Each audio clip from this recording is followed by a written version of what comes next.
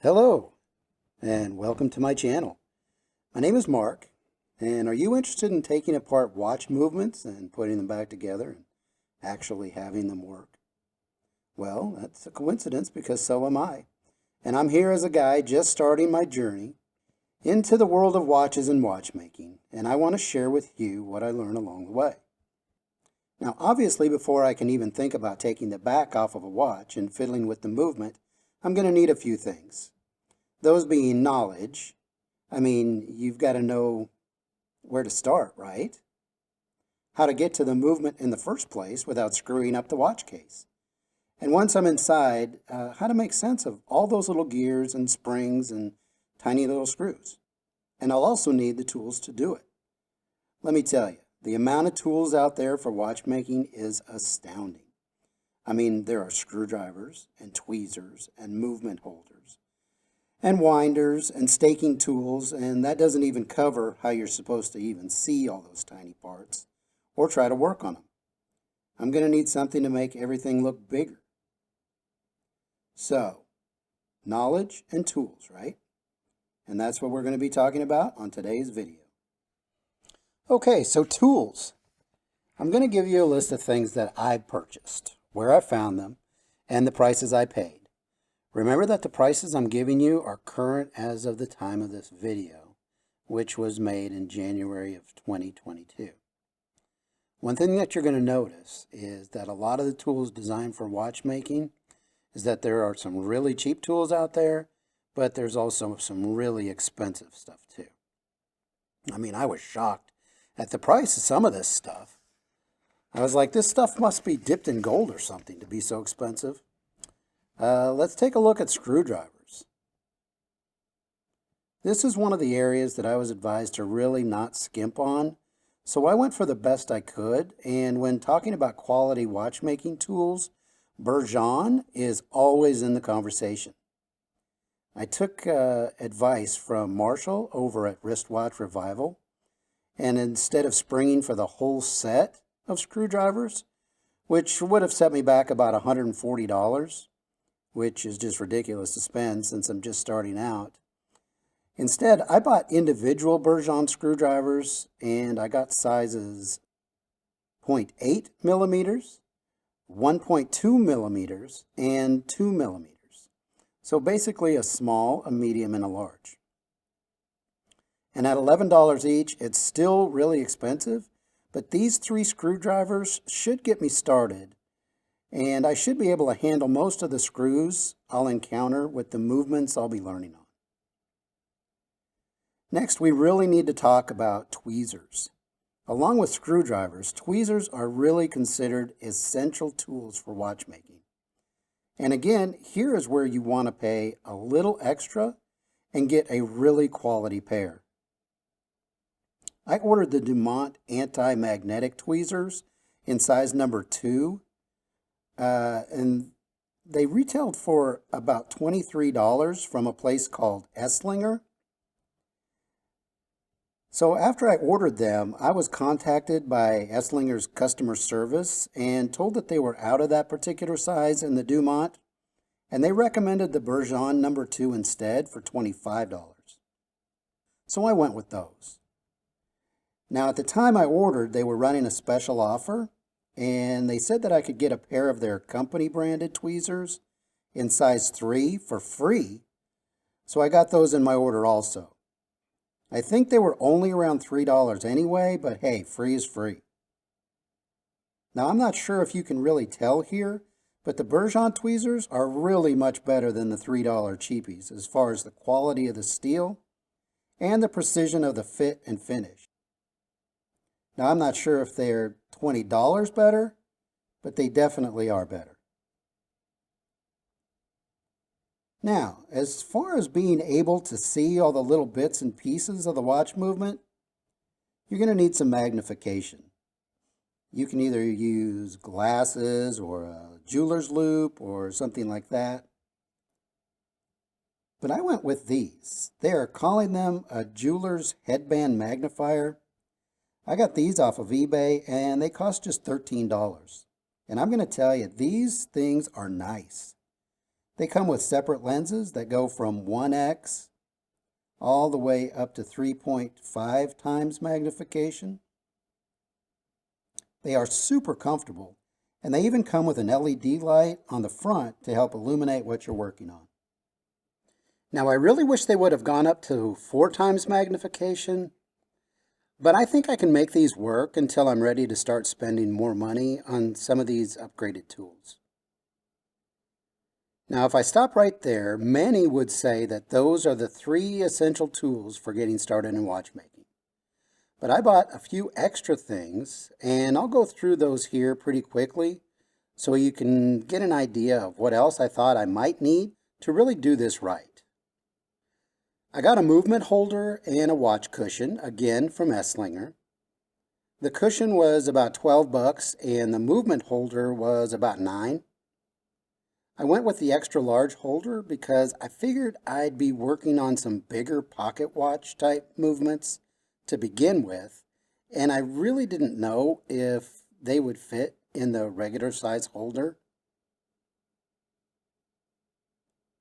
I got some watch hand remover levers for 15 bucks.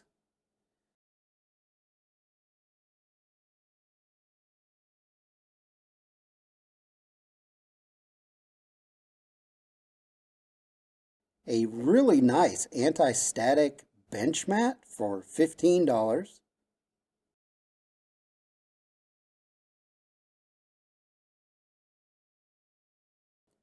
And a tray with dust cover to hold all the parts for about $4.50.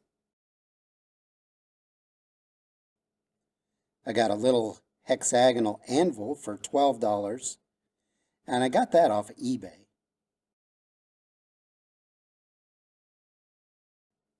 And I got some pegwood for $4 off Amazon.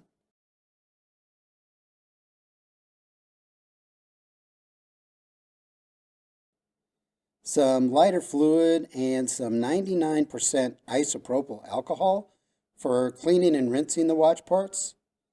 I got those from Amazon also, and they were about $4 for the lighter fluid and $7 for the alcohol. Oh yeah, I got these.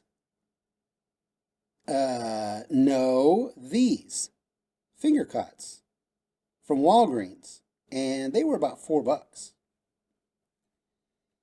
So you add all that stuff up and you get a grand total of about $142.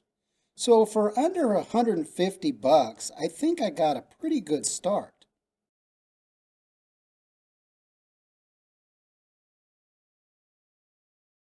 Let's talk about knowledge or education, or where am I going to learn what to do and in what order to do it so I can have the best chance of successfully dismantling a watch movement and putting it back together, and having it work, of course. First of all, let me just say that I am not affiliated with any of the people or places I'm about to mention. I'm also not suggesting that this is the only way or even the best way to learn watchmaking. This is just the way that I'm going to do it. So this is actually the same way that I got interested in watches and watchmaking in the first place. And it's something that you're actually doing right now, watching a YouTube video. I first got interested in watches by watching The Naked Watchmaker. No, not that Naked Watchmaker. This Naked Watchmaker.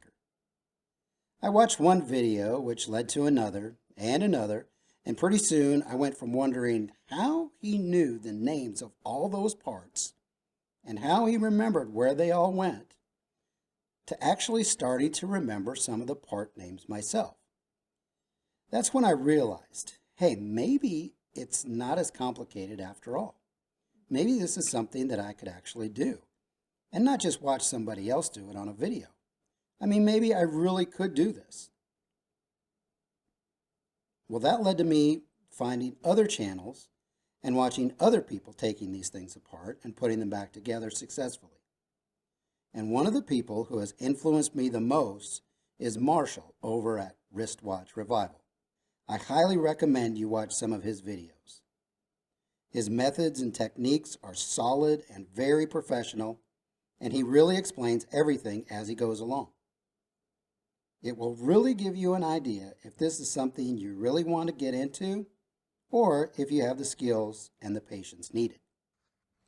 Now, in his videos, Marshall talks about learning a lot about watchmaking by taking an online course offered by Mark Lovick.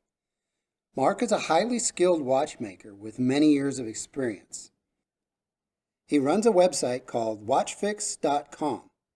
Now, I know this sounds like a commercial, but I really don't have any connection to Mark or Marshall. I'm just telling you the path that I'm taking. Now, the courses cost money, but I ponied up the cash because I am really serious about learning the right way to pursue this hobby. I mean, learning to do it the right way from the start seems like a lot less work than cobbling together bits and pieces of knowledge from here and there and trying to put it all together in some sort of cohesive way. So I'm about 2/3 done with the course at this point, and I have learned so much. Mark recommends that you get a unit toss movement and follow along as he shows and explains what the parts are, how they come apart, and how everything goes back together again, and in what order, so you can keep it all straight in your head. I highly recommend this course for anyone who is serious about getting into watchmaking, even if it is just a hobby. Here are my certificates from the first 2 lessons in the course. I'm actually pretty proud of myself.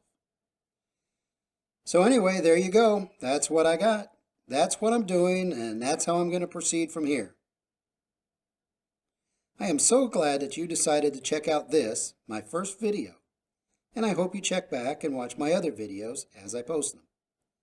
You can check in to see how I'm progressing, if I'm progressing, or if I'm just getting frustrated and I just say the heck with it. I'm going to keep this channel honest and show you all the good and the bad as I try this admittedly difficult thing to learn. And I really want your feedback. Do you think I made good choices so far? Leave a comment below. Tell me what, if anything, I should be doing differently, or something I should add to my approach. Heck, tell me I'm crazy and doing it all wrong if that's how you feel. Also, if you enjoyed this video, or if you just want to show your support in my watchmaking journey, please consider subscribing to this channel. It really does mean a lot to me. Well, all right, that's it for today. Thanks again for being here and checking me out. So until the next time we're here together, be safe and God bless.